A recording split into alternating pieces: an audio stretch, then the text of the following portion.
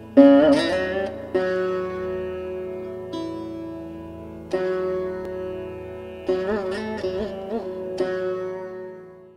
so many personalities in this one book. You're a biker, you're a hippie, you're on the fringe or a communist. And then you always seem to be bucking the system, the regime, and the man. But yet you had a fascination for guns and law enforcement. But yet you didn't want to be that, but in a way you had a real fascination. Like there's a chapter called Machine Gun Boy, which we still don't know who the real Machine Gun Boy is, unless you'd like to share with us today who he is. No? Well, that's a good question, Mark. Exactly, I thought so. But the chapter's hilarious because here you are being forced to the ground by the police because there was some ruckus earlier that Christmas morning, and we still don't know who caused that.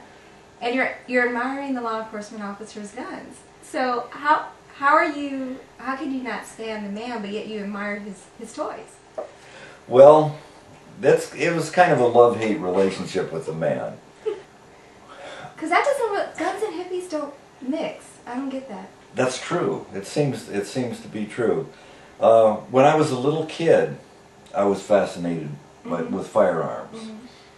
And my parents were both against guns. They weren't advocates of guns or hunting or anything like that. So this was something that was completely independent to me. It didn't come through my environment. It may have come through genetics because I had relatives on my mom's side who were Wild West people. My grandfather was half Indian, half Native American Cherokee, and my grandfather's father rode in the Wild West show.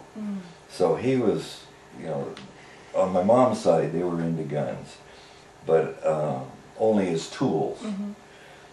But I was fascinated by him as a kid, and I remember I had my first BB gun when I was 8, and a BB pistol, and then I had a BB rifle when I was 9, and then I have no idea how I was able to accomplish it, but I made my parents buy me a real gun when I was 11 years old, a .22 rifle. What?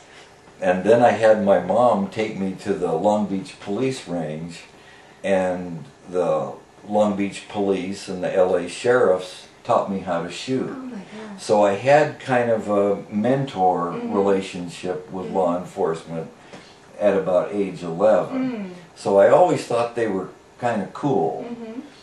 And at the same time, being a hippie and a biker and engaging in illegal activities, I had to take the other side. Right, right. So, and then when I went into the Army at 17, I volunteered for the infantry, light weapons infantry, so I could learn how to handle more firearms. So that's just been my life. So it's just sort of a common thread. Common thread from the time I was a little kid. Okay, interesting. Whatever persona you took on, that common thread was there. Very interesting. Yeah. I carried a gun in the commune. Wow. When I was a hippie. Wow.